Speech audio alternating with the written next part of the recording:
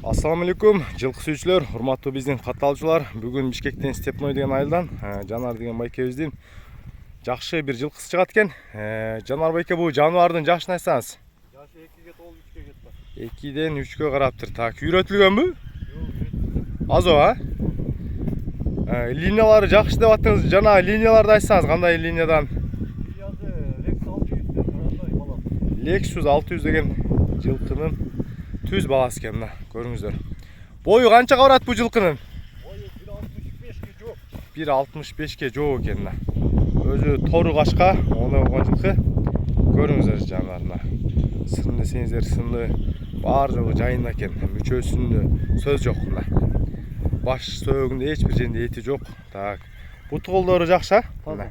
Бут колдору жакшы, шишик-пишик мындай буга жаман нерселери жок экен, мына. Көрүңүздөр, жакындан да көрсөтүп коеюн. Мына. Lexus'тун прямой баласы. Бул жаныбарды канча деп атасыз баасын? $5000 кеми бар. Доставкасы бар, $5000 кеми бар деди, мына. Көрүңүздөр, жылкы үчүн класс бас коюштар. Бүгүн 11-iyul болуп калды же 10-iyulбу? 10 10-iyul болуп калды, мына.